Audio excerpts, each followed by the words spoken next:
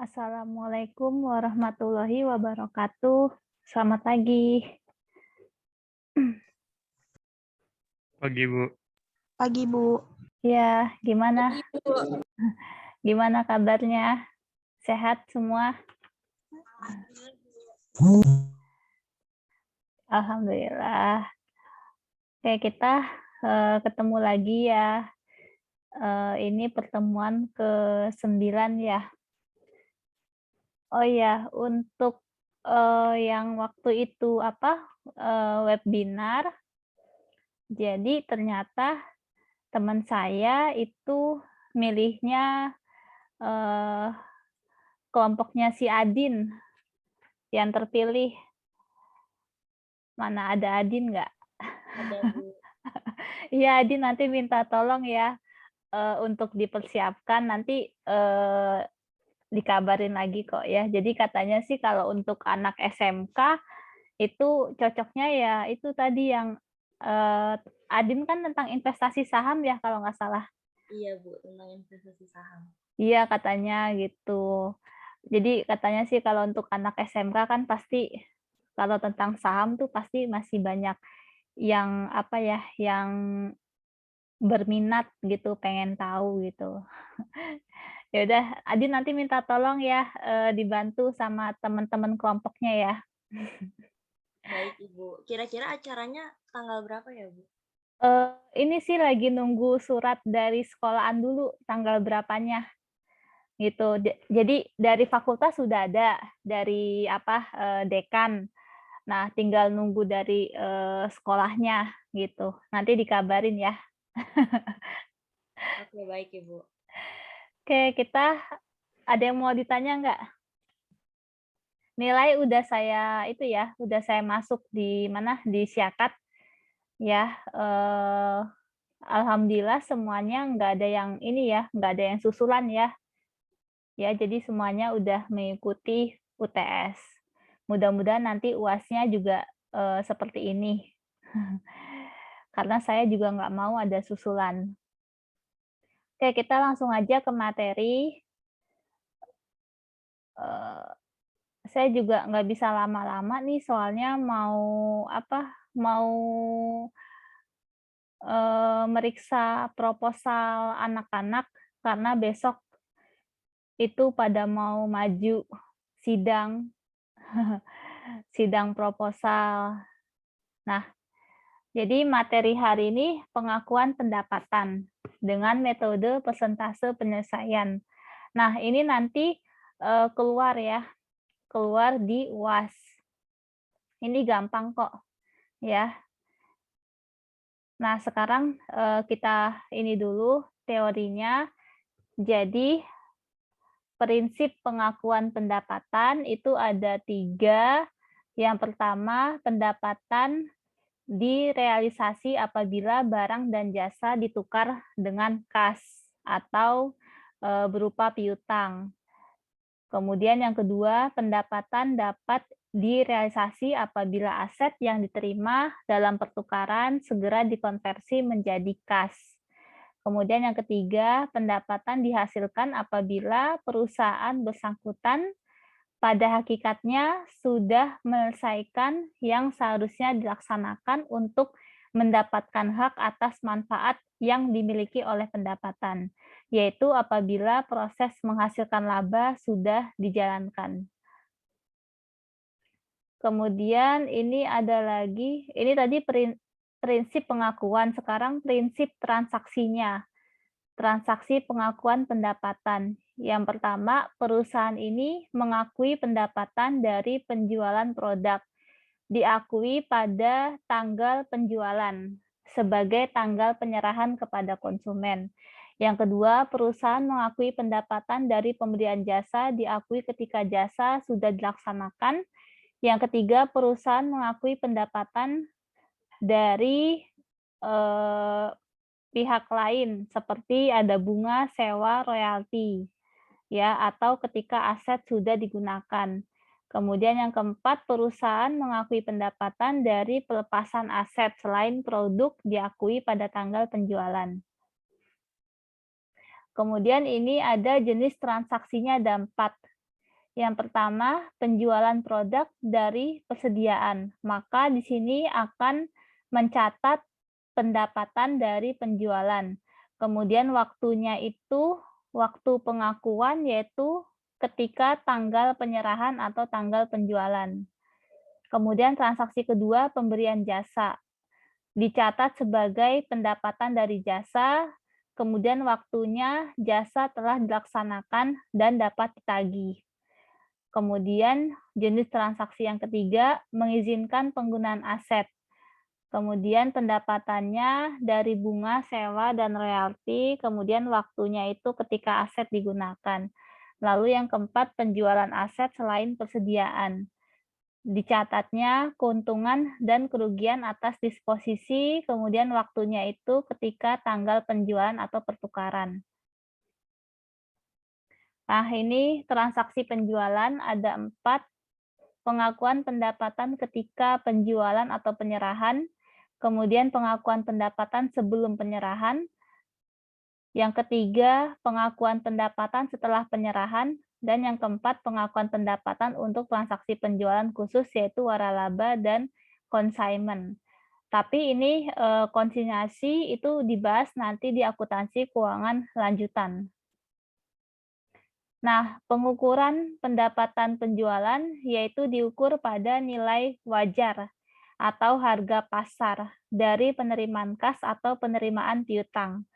Kemudian pengakuan pendapatan direalisasi dan dihasilkan ketika sudah dipenuhi pada saat barang telah diserahkan dan jasa telah diberikan kepada konsumen. Kemudian pengakuan pendapatan sebelum penyerahan. Pengakuan pendapatan pada saat penjualan atau penyerahan digunakan karena sebagian besar adanya ketidakpastian mengenai proses menghasilkan laba dan harga pertukaran telah diketahui. Tetapi dalam kondisi tertentu pendapatan diakui sebelum penyelesaian dan penyerahan. Contohnya akuntansi kontrak konstruksi jangka panjang. Nah, ada 3 metode akuntansi yang mencatat pengakuan pendapatan sebelum penyerahan. Jadi di sini pendapatannya itu lebih ke perusahaan konstruksi. Ya, perusahaan konstruksi karena perusahaan konstruksi itu mengakui pendapatannya itu cukup panjang. Nah, ini ada 3 metode. Yang pertama metode persentase penyelesaian. Jadi pendapatan dan laba kotor diakui setiap periode berdasarkan kemajuan proses konstruksi, yaitu persentase penyelesaian kontrak jangka panjang. Biaya konstruksi ditambah laba kotor yang dihasilkan sampai hari ini diakumulasi dalam sebuah akun persediaan atau konstruksi dalam proses, dan termin diakumulasi dalam akun kontra persediaan atau tagihan atas konstruksi dalam proses. Yang kedua, metode kontrak selesai. Pendapatan dan laba kotor hanya diakui ketika penjualan, yaitu pada saat kontrak diselesaikan. Biaya konstruksi diakumulasi dalam akun persediaan atau konstruksi dalam proses, dan terminnya itu diakumulasi dalam akun kontra persediaan atau tagihan atas konstruksi dalam proses. Nanti biar lebih paham, nanti kita ada contoh soalnya. Kemudian yang ketiga, metode dasar penyelesaian produksi. Pendapatan diakui pada saat produksi sudah selesai, meskipun belum ada penjualan yang dilaksanakan. Contohnya logam mulia dan produk pertanian. Menurut dasar penyelesaian produksi bahwa pendapatan diakui ketika logam ditambang dan produk pertanian dipanen karena harga jualnya dapat dipastikan secara tepat. Setiap unit dapat dipertukarkan dan tidak dibutuhkan biaya yang signifikan untuk mendistribusikan produk tersebut. Nah, ini nanti dibaca sendiri aja ya terkait metode-metodenya. Kemudian ini jurnalnya. Jurnalnya nanti supaya paham kita ke contoh soal aja. Ya, nanti UAS-nya seperti ini nih, pengakuan pendapatan. Jadi yang kita bahas itu yang metode pertama, metode persentase penyelesaian. Pada tanggal 1 Januari 2017, PT Wijaya Karya menandatangani kontrak untuk membangun sebuah gedung pabrik. Biaya pembangunan gedung pabrik diestimasikan sebesar 2 juta dan membutuhkan waktu 3 tahun untuk penyelesaian. Harga kontraknya sebesar 3 juta secara kredit. Nah, kemudian ada informasi yang terkait dengan konstruksi. Ada biaya sampai tanggal ini, estimasi biaya penyelesaian, termin sampai tanggal ini, kemudian kas yang tertagih sampai tanggal ini. Jadi kalau perjanjian kerjasama ya dengan pihak perusahaan konstruksi itu pasti ada isinya ini. Ada biaya, kemudian ada perkiraan biaya penyelesaian, terminnya sampai kapan, kemudian sama kasnya yang tertagih itu berapa aja. Nah, pertanyaannya yang pertama, kita menghitung laba kotor yang harus diakui setiap tahun dengan asumsi menggunakan metode persentase penyelesaian. Kemudian kita buat jurnalnya, lalu kita buat laporan posisi keuangan atau neraca, bagian jumlah aset lancar. Ya, jadi aset lancar itu berarti ada piutang usaha dan persediaan. Nah, ini yang pertama, cara menghitung laba kotor dengan metode persentase penyelesaian. Jadi ini setiap tahun ya, ada 2017, 2018, dan 2019. Yang pertama harga kontrak. Harga kontrak disoal sebesar 3 juta. Jadi setiap tahun harga kontraknya sama. Kecuali kalau dikasih tahu harga kontraknya beda-beda tiap tahunnya. Nah, itu berarti beda-beda. Nah, ini di soal harga kontraknya itu hanya satu, sebesar 3 juta. Maka setiap tahun sama, 3 juta. Kemudian dikurangi estimasi jumlah biaya. Ya, jumlah biaya itu terdiri dari biaya sampai tanggal ini dari soal ya setiap tahun biaya sampai tanggal ini 2017 600.000, 2018 1.560.000, kemudian 2019 2.100.000. Nih, ya jadi ini dari soal biaya sampai tanggal ini. Kemudian estimasi biaya penyelesaian, ini juga dari soal. 2017 1.400.000, 2018 520, 2019 0. Kemudian kita jumlahkan biaya sampai tanggal ini ditambah estimasi biaya penyelesaian. Ya, ini kita jumlahkan. Nah, lalu setelah kita jumlahkan itu kita kurangkan harga kontrak dikurangi estimasi jumlah biaya. Jadi dapatnya estimasi jumlah laba kotor sebesar 1 juta untuk tahun 2017. 3 juta dikurang 2 juta, 1 juta. Ya, 2018 3 juta dikurang 2 juta 80, sisanya 920. Kemudian 2019 3 juta dikurangi 2 juta 100, sisanya 900.000. Kemudian dikali persentase penyelesaian. Ya, rumusnya biaya sampai tanggal ini dibagi estimasi jumlah biaya dikali 100%. Ya. Ini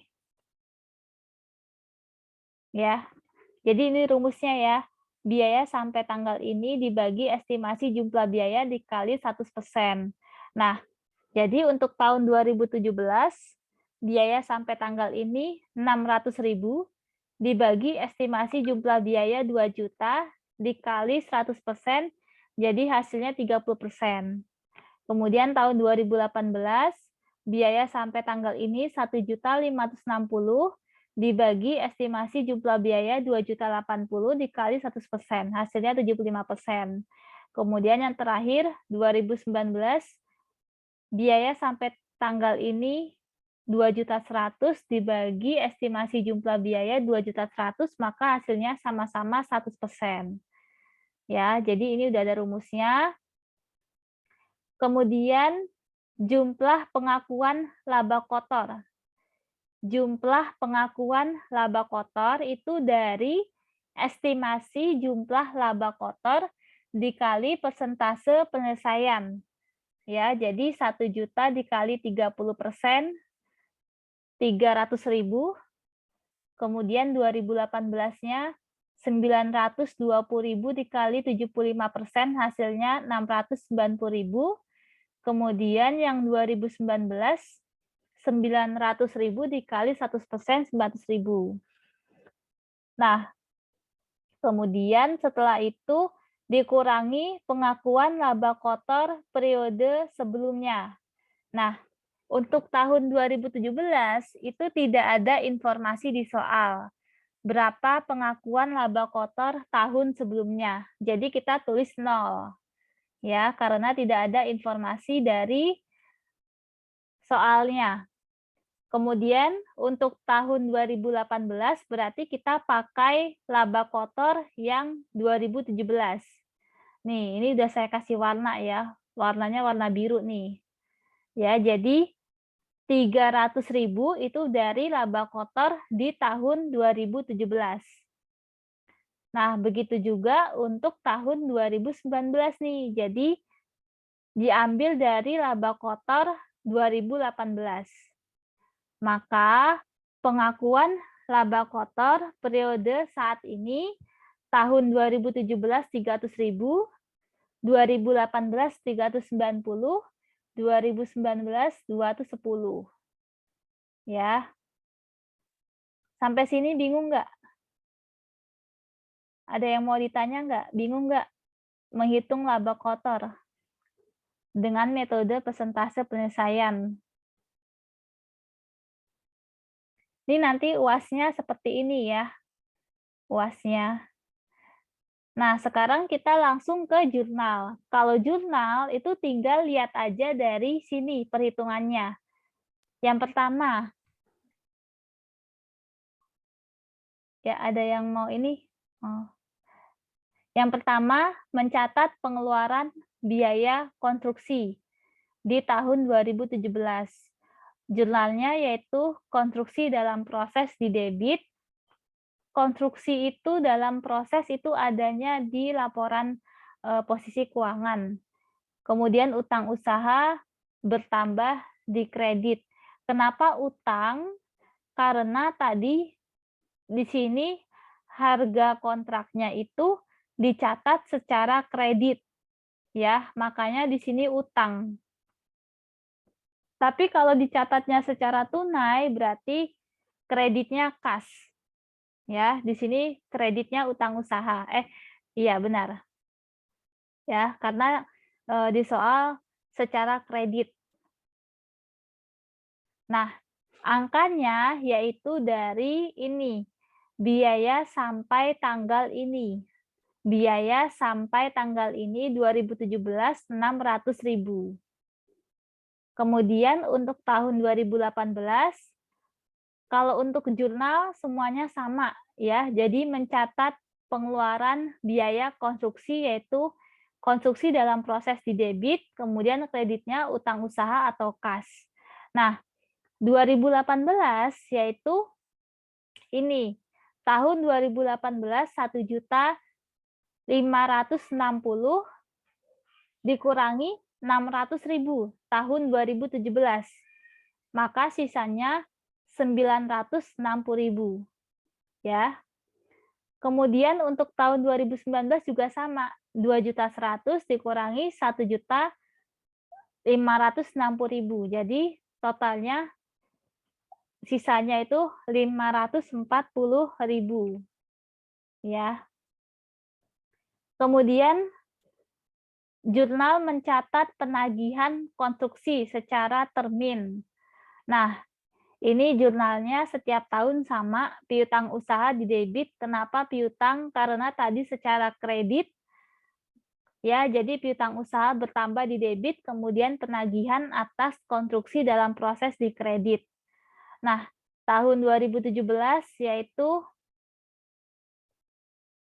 ini dari ini, termin. Ya, dari soal. Ya. Penagihan konstruksi itu dari termin. 2017 1.050.000. Ya, 1.050.000. Kemudian untuk 2018 ya, ini juga sama, dilihat dari termin sampai tanggal ini 2 juta dikurangi 1.050.000. 2 juta dikurangi 1.050.000. Sisanya 950. Kemudian yang 2019 juga sama. Ya. 3 juta dikurangi 2 juta, sisanya 1 juta. Ya. Jadi kenapa tahun 2017 ini tidak dikurangi seperti tahun 2018? Karena di sini di soal tidak dikasih tahu informasi tahun sebelumnya, tahun 2016. Ya. Jadi nggak dikasih informasi, maka kita menggunakan tahun tersebut. Nah, selanjutnya mencatat hasil penagihan konstruksi. Ya. Nah, kalau menerima tagihan berarti kas bertambah di debit, piutang usaha berkurang di kredit. Ya. Nah, ini kas yang tertagih sampai tanggal ini ya dari soal. Kas yang tertagih 2017 500.000 ya. Kemudian 2018 ini dikurangi 800 dikurangi 500 sisanya 300. Kemudian 2019 dari soal 1.200.000 dikurangi 800 sisanya 400 ya. Nah, selanjutnya mencatat pengakuan pendapatan, beban, dan laba kotor. Nah, jurnalnya itu setiap tahun sama. Mencatat beban konstruksi bertambah di debit. Kemudian pendapatan dari kontrak jangka panjang bertambah di kredit.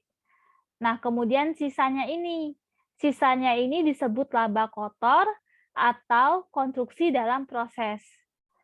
Jadi yang laba kotor ini bisa di debit, bisa di kredit. Ya, ini sisanya. Ya, seperti gain atau loss. Nah, beban konstruksi tahun 2017. Nah, ini beban konstruksi tahun 2017 600.000 ya dari biaya sampai tanggal ini. Kemudian pendapatan dari kontrak jangka panjang. Nah, pendapatan dari kontrak jangka panjang itu harga kontrak 3 juta. Ya, harga kontrak 3 juta dikali 30%. Ya, harga kontrak 3 juta dikali 30%.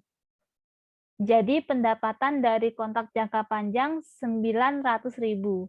Nah, maka sisanya itu ternyata di debit. Ya, disebut konstruksi dalam proses atau laba kotor.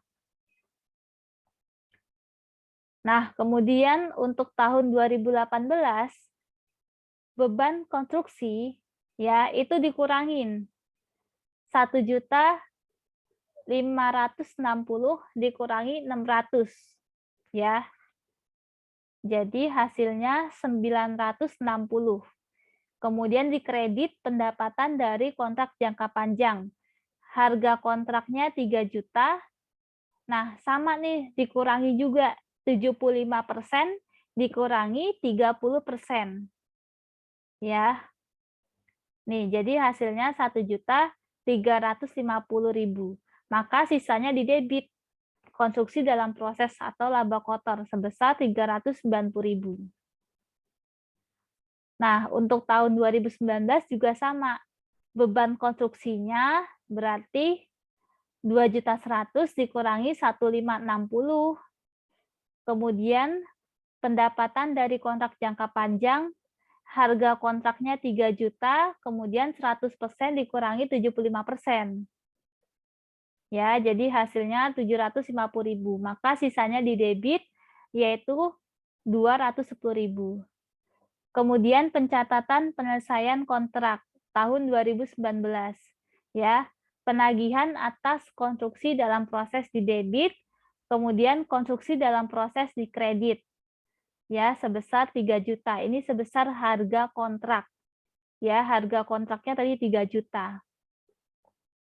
Nah, selanjutnya kita bikin neraca ya atau laporan posisi keuangan.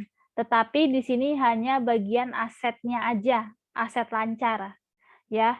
Aset lancar yaitu piutang usaha. Nah, piutang usaha 2 juta dikurangi 500.000. 2 juta ini dari soal.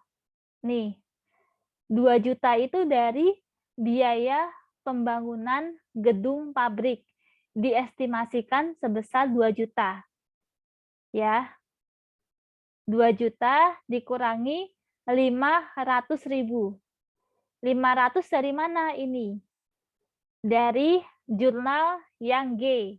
Ya, piutang usahanya di tahun 2017 itu berkurang 500.000. Ya, jadi piutang usaha sisanya 1.500.000. Kemudian persediaan itu terdiri dari konstruksi dalam proses, yaitu biaya sampai tanggal ini, ya, ini konstruksi dalam proses nih 600, ya, ditambah ini 300, konstruksi dalam proses 300. Jadi ini tuh diambil dari jurnal. Ya, angkanya diambil dari jurnal. Jadi nih, konstruksi dalam proses kan tahun 2017 di jurnal 600.000. Kemudian ditambah ini, jurnal yang J, ya tahun 2017 300.000. Jadi totalnya 900.000. Dikurangi estimasi biaya pembangunan gedung. Itu dari soal tadi 2 juta, ya. Nah, ternyata biayanya itu lebih tinggi daripada penagihan, ya. Tapi meskipun lebih tinggi, ternyata piutang usahanya itu lebih tinggi daripada biaya. Jadi hasilnya positif, jumlah aset lancar. Ya. Itu. Nah, pokoknya ini semua nih dari jurnal. Ya, ini semua dari jurnal. Ya, untuk membuat laporan posisi keuangan. Gitu. Ya, sampai sini ada yang mau ditanya nggak? Ada yang mau ditanya nggak? Nanti UAS-nya sampai laporan posisi keuangan apa sampai jurnal aja? Sampai bikin neraca apa jurnal aja UAS-nya?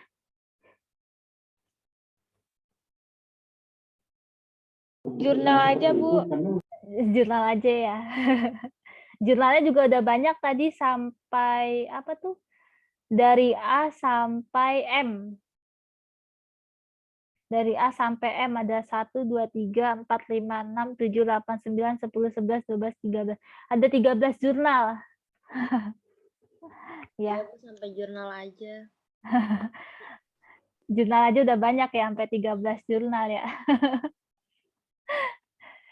Ya udah, ini kan ada latihan. Latihan dikerjakan sendiri aja ya, tapi kalau yang nggak mau ngerjain juga nggak apa-apa sih gitu. Cuma kalau memang ada yang ngerjain, minggu depan ya kita koreksi sama-sama gitu.